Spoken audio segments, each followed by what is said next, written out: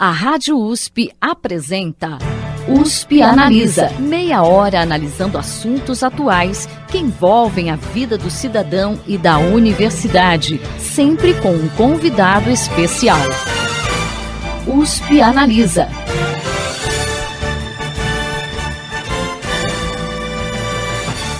A pandemia de Covid-19 gerou uma crise educacional nunca antes vista na história do Brasil.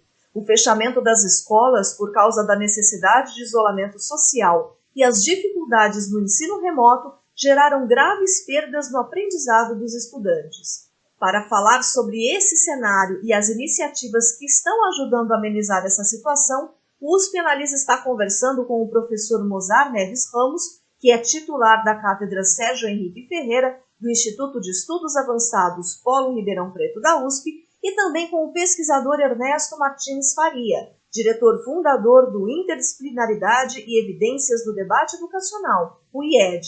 Você acompanha agora a segunda parte dessa entrevista. Bom, a gente vai falar um pouco mais sobre essa parceria daqui a pouco, mas antes, Ernesto, vamos falar um pouquinho sobre o IED. O IED também tem um trabalho muito importante na produção de dados e estatísticas sobre a educação brasileira, que ajuda não só nós jornalistas, mas principalmente os gestores. Afinal, não se pode fazer políticas públicas sem dados. Conta um pouco sobre como é esse trabalho de vocês e qual é a relevância dele considerando o atual cenário educacional. Então, acho que o IED nasceu com esse olhar de tentar aproximar a pesquisa do debate público. Então, passa aí pelos jornalistas, né, acho que informam esse debate, e muitas vezes não há essa proximidade da academia com os jornalistas, até para a academia estar olhando, ter esse viés de publicação acadêmica, então não necessariamente é tão próxima essa comunicação. Então a gente também, mais do que a gente produzir estudos, também a gente criar um ambiente e gerar essa aproximação. A gente tem um comitê técnico de pesquisadores, né, a gente estimula, né, e acho que fez várias ações de disseminação de artigos acadêmicos, né, de papers, numa linguagem mais fácil para a sociedade. Então acho que a gente tem esse olhar. Acho que de disseminação de informação também, às vezes sai uma divulgação do IDEB, do PISA, né, e fica 1-2 dias, a gente discute os principais dados, mas não se aprofunda.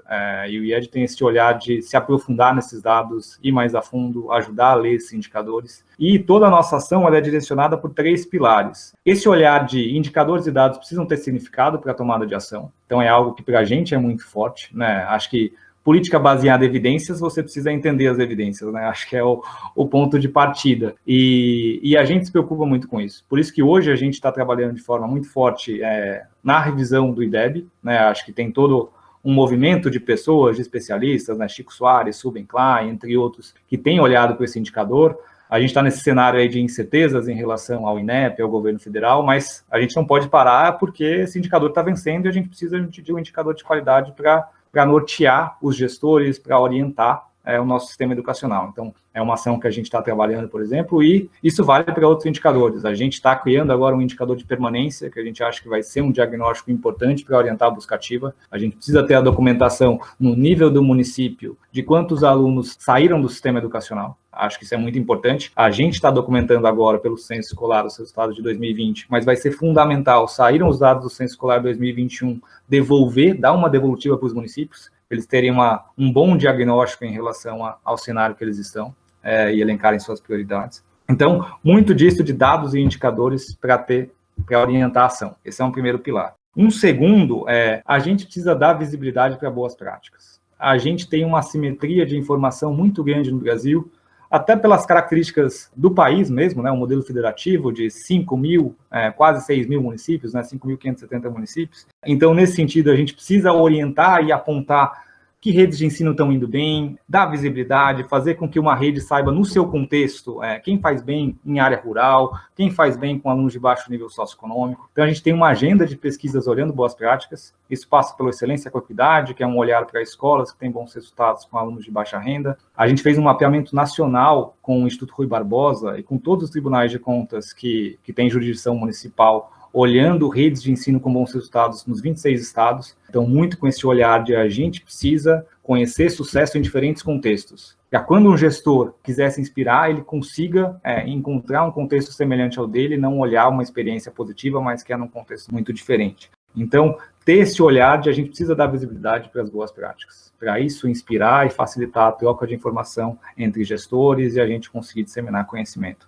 E um terceiro pilar, né, acho que o Mozart falou dele, eu acho que é esse olhar para a desigualdade. A gente precisa explicitar a desigualdade e trazer diagnósticos que orientem o combate às desigualdades. Então, acho que é um grande problema no país e é um problema que vai, como a gente já discutiu aqui, que aumenta nesse contexto de pandemia. Então, a gente precisa orientar quais são as desigualdades e orientar de uma forma a mostrar o que funciona com aluno de baixa renda, o que funciona, por exemplo, com alunos de área rural, trazer diagnósticos que orientem a tomada de decisão e que possam promover equidade. Então, esses são os nossos 3 pilares de atuação que orientam a nossa atuação.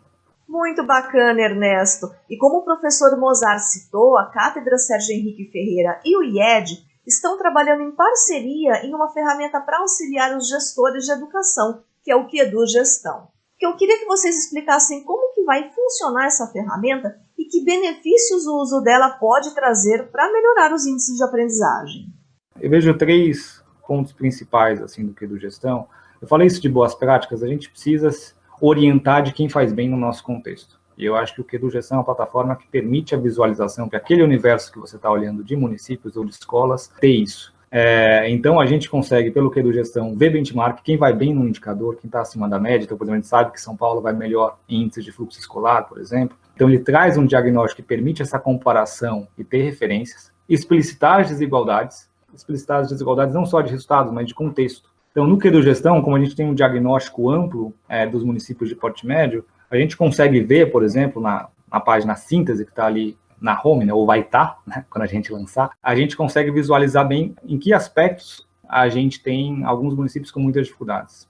Por exemplo, dá para ver que tem uma concentração, já antecipando alguns dados, tem uma concentração de municípios do Rio de Janeiro que tem muito problema de formação de professores. Quando a gente olha aquele indicador de adequação da formação docente, né, o professor que tem a formação na disciplina que atua, né, na área que atua, tem vários municípios do Rio de Janeiro que tem um baixo índice, assim, um baixo percentual de professores com formação adequada. Então, citando alguns aqui, Magé, Belford Roxo, São João do Meriti, e isso, né, é uma informação super importante para o gestor estadual pensar o trabalho dele com os municípios, e você precisa trazer isso à tona. Não é só trazer o IDEB à tona, mas trazer outros dados. Se a gente olha indicadores de fluxo escolar, você tem um problema muito forte na Bahia. Muitos municípios e uma cultura de reprovação. Você precisa dar visibilidade a isso também. Então, quando a gente se aprofunda, é o dado que orienta a ação. Então, na Bahia está se reprovando muito e isso está gerando, propiciando evasão, gerando um modelo que não tem sido eficiente, porque esses alunos reprovados voltam a fazer a série e não chegam no bom nível de aprendizagem. Não é a divulgação do dado pelo dado, mas é o dado para orientar a ação. E aí precisa ser um universo amplo. A gente tem que olhar o contexto, a gente tem que olhar a formação dos professores, a gente tem que olhar indicadores de fluxo, indicador de aprendizagem. Então, acho que o QEDU Gestão vem para cumprir esse papel de explicitar desigualdades, poder indicar referências, quem está indo bem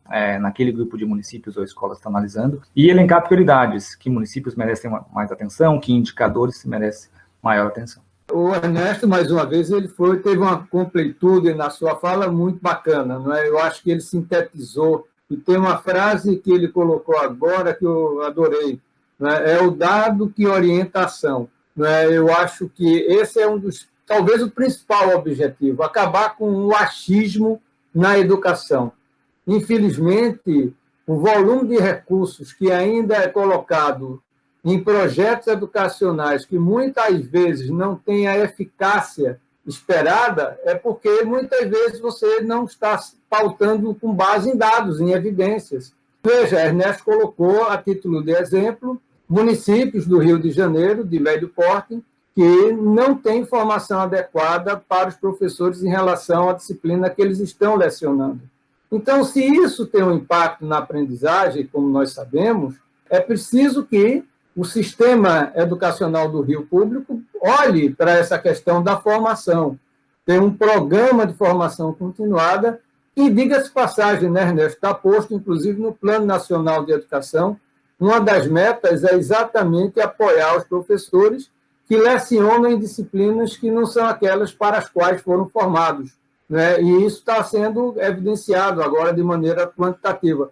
Outro exemplo foi o que o próprio Ricardo Paes de Barros trouxe, né, a partir de uma informação, cruzando dados, né, em que ele mostrou a importância, o valor de um diretor escolar, né, de ter uma formação pedagógica, né, como isso impacta na aprendizagem. Ou seja, se nós tivermos uma fonte segura, confiável, né, inspiradora, como é o QEDU Gestão, como é o QEDU, né, que é a base de tudo isso, e você sendo um gestor público, procure muito colocar, né, apresentar, desenvolver projetos com base naquilo que é crucial, naquilo que mais dói do ponto de vista dos seus resultados, né? E, para isso, olhe os números, olhe aquilo que os números estão mostrando e, portanto, coloque, como a gente diz na medicina, né, na saúde, você vai tomar um antibiótico para um determinado problema cuja especificidade é daquele antibiótico. Então, não adianta eu tomar um antibiótico para uma doença que não está relacionada com o princípio ativo daquele antibiótico.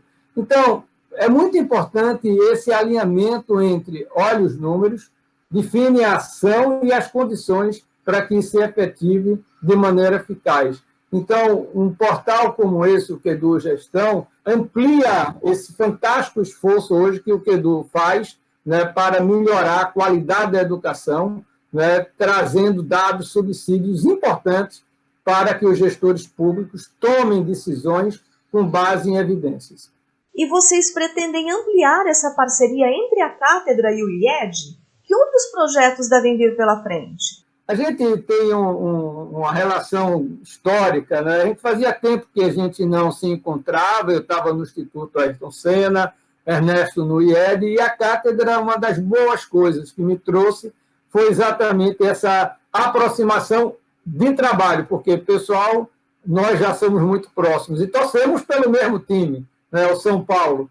Então, nisso nós sempre mantivemos a nossa linha. Então, a Cátedra trouxe, primeiro, o QEDU Gestão. Eu acho que foi a nossa grande porta de reintegração de nossas atividades laborais.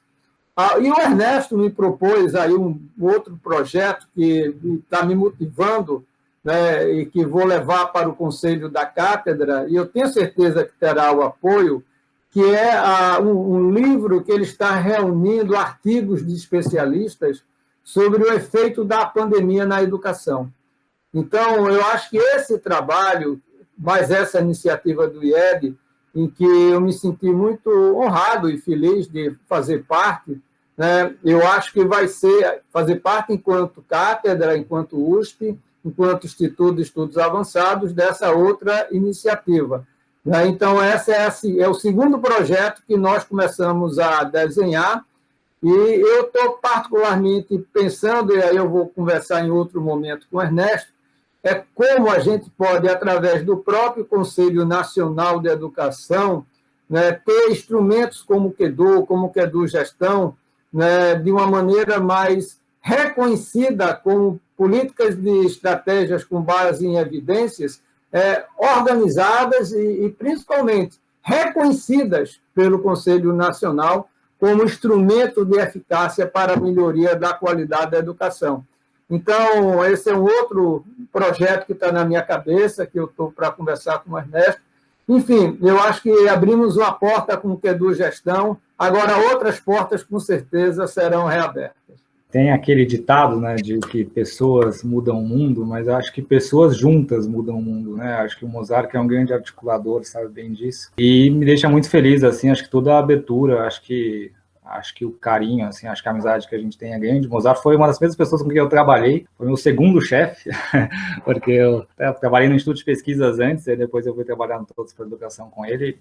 E eu acho que essa abertura, né, acho que quando a gente começou a pensar essa ação do QEDU Gestão era de como fazer um relatório, né, um diagnóstico dos municípios de porte médio. A gente propôs a ideia do QEDU Gestão e o Mozart, né, comprou a ideia, e eu acho que isso possibilita a gente poder alcançar o impacto que a gente quer. A gente precisa, de fato, ter um grupo de pessoas juntos buscando essa ação, né? Ninguém consegue mudar ações, políticas públicas ou ações importantes sozinho. Você precisa, de fato, trabalhar em conjunto. Eu acho que acho que o Mozart, né, acho que dentro da cátedra, acho que eles sempre se mostraram assim parceiros, né? Se vocês têm um projeto alinhado com a nossa missão, desse olhar para as desigualdades, né, que possa contribuir para os municípios de porte médio, o que a gente pode fazer em conjunto. E aí eu trouxe essa ideia para o Mozart, acho que a gente está conduzindo um livro que olha para as boas práticas, tanto no contexto pré-pandemia, mas também quem tem conseguido ir bem no contexto da pandemia e disseminar isso, né? Então, acho que nesse olhar nosso de fazer informações chegarem, disseminar boas práticas, orientar a tomada de decisão no contexto pós-pandemia. E eu acho que, pelo menos na nossa história recente, nunca se precisou tanto de evidência como a gente vai precisar agora, né? Acho que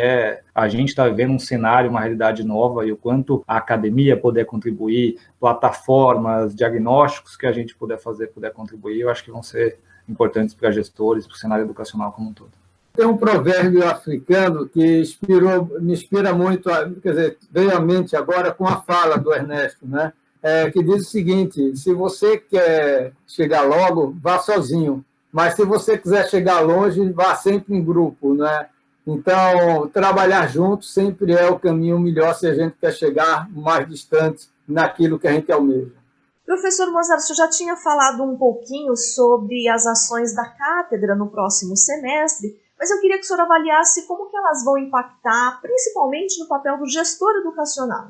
Olha, Thaís, a gente tem essa expectativa de tudo que a gente está fazendo, de chegar lá no chão de escola. E a gente está trabalhando de forma muito próxima com o Concede e com a Undime. Por exemplo, a Undime São Paulo, através da presidente Márcia, tem feito um trabalho de aproximação, que é um processo gradual, não é? Cultural. Você não gera rede da noite para o dia. É um processo em que você vai construindo, vai integrando pessoas. Quer ver um exemplo disso? Eu fui um dos relatores, um dos idealizadores do que é conhecido no regime de colaboração como arranjos de desenvolvimento da educação, que é o trabalho colaborativo horizontal entre municípios. Um dos arranjos é o arranjo lá de Votuporanga. Quando foi iniciado, lá em 2009, 2010, tínhamos somente 17 municípios. Há dias atrás, eu participei do evento que reuniu todos os arranjos do Brasil, já tem 65 municípios participando. E isso foi gradual, não foi um salto quântico, né? As pessoas, as instituições, elas vão se embebedando do conhecimento, do trabalho, elas vão se identificando, vão se aproximando, e a educação é assim, né? Então, todo esse ambiente que a gente criou agora, nós imaginamos que ele está, digamos, num grande momento para chegar diretamente na escola. Esse é o foco que eu vou fazer de tudo para acontecer. E como você pode fazer isso? De duas maneiras. Um é transformar o conhecimento em projeto de lei local do município. A gente está conversando com o secretário de Ribeirão Preto para que o trabalho que a gente fez para Ribeirão se torne uma política pública. Então, é tornar o conhecimento política pública, e não apenas como um trabalho isolado, mas um trabalho que se integre à política pública. E o outro caminho é através de projetos de pareceres e resoluções, no caso de um município e de um Conselho Municipal de Educação. Mas também, como eu estou no Conselho Nacional de Educação, eu estou levando também esses temas da aprendizagem, da desigualdade, para dentro do Conselho. Então, de uma maneira ou de outra, o foco tanto do IED como da própria cátedra rebate nesse binômio da desigualdade, da aprendizagem, para que todos possam aprender, e não apenas alguns. E para finalizar, como nós conversamos ao longo do programa, tanto a cátedra Sérgio Henrique Ferreira quanto o IED estão ajudando a munir os gestores educacionais de ferramentas e de dados, evidências, para que eles possam tentar amenizar um pouco os efeitos da pandemia sobre a aprendizagem dos estudantes. Na opinião de vocês, de que formas as universidades e o terceiro setor podem contribuir para a superação desse momento? Tem uma iniciativa que eu não estou fazendo pela cátedra, mas o fato de eu estar no Conselho Superior da FAPESP Eu comecei em 2020, foi meu primeiro ano no Conselho, na prática, foi o segundo ano, mas na prática o ano cheio foi 2020. E comecei um trabalho que foi muito bem acolhido pelo Conselho Superior e principalmente pelo nosso presidente Zago, que é de Ribeirão Preto, ex-reitor da USP, para começar a criar uma ponte orgânica do ensino superior, das universidades, com o setor da educação básica. Não é? E o primeiro exemplo, que vai induzir um papel indutor importante, vai ser esse edital que está sendo lançado agora, em maio, pela FAPESP, em parceria com a Secretaria Estadual de Educação. Isso é importante para ti, Ernesto, eu não sei se eu falei isso para ti já, mas é um edital que vai apoiar estudos com base em evidências para melhorar a qualidade da educação básica. Né? Então, trazendo o terceiro setor, trazendo as instituições como o IED, universidades, e começar a mostrar o valor da educação básica e dessa ponte para que a gente olhe a educação brasileira como a educação sistêmica e não como a educação básica de um lado, o ensino superior de outro, como duas coisas que não se conversam, né? E a gente começar a criar pontes orgânicas entre esses dois níveis, e aí a gente tem uma única educação. Porque, mais uma vez, repito, no cenário disruptivo, a formação ao longo da vida é muito importante. Então, não basta você olhar só a educação básica, só o ensino superior, mas olhar o processo contínuo de formação. E também dentro desse espírito, também encampado pelo presidente Zago, nós já fizemos uma reunião com 12 das principais instituições do terceiro setor, né? A Lema, Instituto Ayrton Senna, Natura, Itaú Unibanco, Itaú BBA, para começar a criar editais de parcerias para apoiar a educação básica. Então, esse ambiente novo que nós estamos, de alguma maneira, produzindo, não tem sido o meu trabalho pela cátedra, mas eu tenho criado um ambiente de discussão, mas não ficar só na discussão, em ação, em projetos concretos que possam criar pontes orgânicas entre o ensino superior e a educação básica, com a participação do terceiro setor, atendendo aquilo que diz o artigo 205 da Constituição. Né? A oferta da educação é papel da família e do Estado, em colaboração com a sociedade. Então, a gente tem que olhar isso como um conjunto, um esforço coletivo. Né? Então, eu queria muito dar... talvez não tenha falado para o Ernesto, mas é possível que ele já tenha acompanhado um pouco esse movimento, e eu acho que a Universidade do Terceiro Setor, essa participação, essa integração vai ser muito importante para a qualidade da educação básica, principalmente agora, nesse cenário tão difícil que nós estamos vivendo. Eu tinha falado um pouquinho disso, né, da importância de conhecimento técnico, né, de fato levar informações, seja de evidência, seja um suporte mesmo à gestão, né? Você tem várias fundações e instituições do terceiro setor que dão esse suporte à Secretaria de Educação ou às escolas especificamente. Então, acho que é um período de que é necessário essa aproximação e ter esse suporte, mas com muito diálogo, né? Porque eu acho que tem que haver esse cuidado de não demandar muito redes e escolas. Acho que o IED mesmo, com a instituição de pesquisa, a gente fica muito preocupado de será que a gente está aplicando um questionário que vai mais incomodar do que ajudar? Né? Porque é isso, em muitos momentos as sedes, as escolas estão com milhares de desafios e eu acho que despender um tempo para fazer esses diagnósticos tem que ser algo que tenha, de fato, uma retribuição clara para a rede e para as escolas. E até uma retribuição clara de curto, médio prazo. Assim, a gente se preocupa muito em dar uma devolutiva das pesquisas que a gente faz, um diagnóstico, para que, de fato, isso dê um retorno para os gestores. Então, acho que precisa dessa aproximação, esse suporte e esse diálogo, para ver se, de fato, o que a instituição está pensando ajuda a rede, ajuda naquele momento especificamente. E eu acho que tem uma reação boa nesse contexto de pandemia. Assim, eu vejo o terceiro setor mais coordenado do que antes.